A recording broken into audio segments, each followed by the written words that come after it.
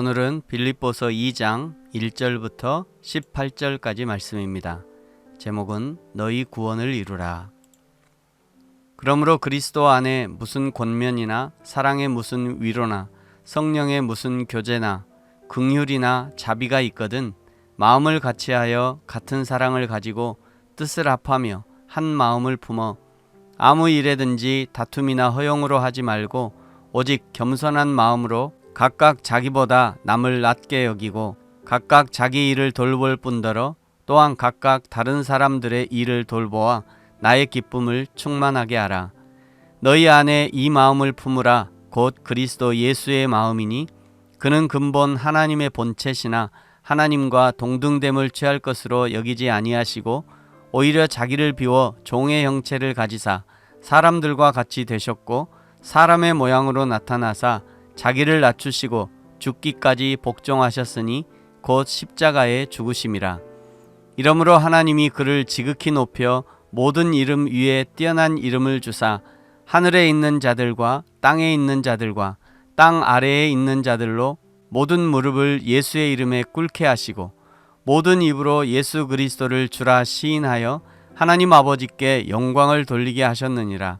그러므로 나의 사랑하는 자들아, 너희가 나 있을 때뿐 아니라 더욱 지금 나 없을 때에도 항상 복종하여 두렵고 떨림으로 너희 구원을 이루라.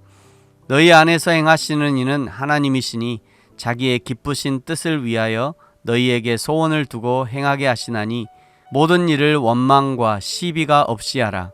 이는 너희가 흠이 없고 순전하여 어그러지고 거스르는 세대 가운데서 하나님의 흠없는 자녀로 세상에서 그들 가운데 빛으로 나타내며 생명의 말씀을 밝혀 나의 다름질이 헛되지 아니하고 수고도 헛되지 아니하므로 그리스도의 날에 내가 자랑할 것이 있게 하려 함이라. 만일 너희 믿음의 재물과 섬김 위에 내가 나를 전제로 드릴지라도 나는 기뻐하고 너희 무리와 함께 기뻐하리니 이와 같이 너희도 기뻐하고 나와 함께 기뻐하라. 아멘. 빌립보 교회를 향하여 1장에서는 간절한 기대와 소망, 사랑의 마음으로 권면하면서 1장 27절에 복음에 합당한 생활을 해라. 한 마음 한 뜻으로 협력해야 한다 말씀하셨습니다. 대적자들이 있지만 두려워하지 말고 고난을 받을 수 있다. 나도 고난을 받았다 하면서 너희들에게도 복음 때문에 겪는 고난, 싸움이 있을 것이라고 권면을 했었습니다. 2장 1절에 그러므로라는 것은 너희에게도 대적과 고난과 싸움이 있겠지만 그러므로입니다. 예수 믿는 것이 결코 쉽지 않은 상황 가운데 있으므로 그러므로이죠.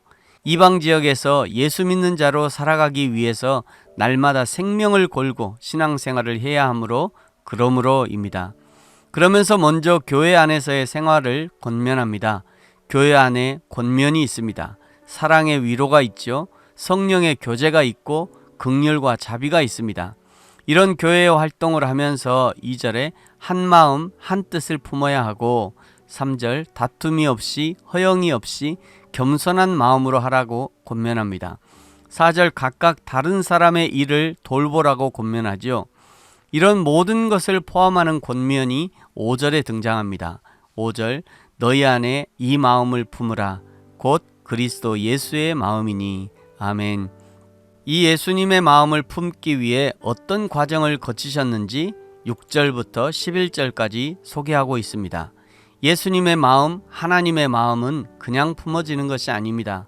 예수님만큼 낮아져야 그때서야 드디어 예수님의 마음이 품어지는 것이죠. 예수님의 십자가를 져봐야 예수님의 마음이 품어지는 것이고 예수님의 고난에 동참해 봐야 드디어 진짜 예수님의 마음이 품어지는 것입니다. 때로는 자원하여 예수님의 고난에 동참하면서 그 예수님의 마음 품으려고 하는 사람도 있고 때로는 원치 않지만 하나님이 그 마음 품게 하시려고 고난 속으로 밀어넣으시는 경우도 있습니다.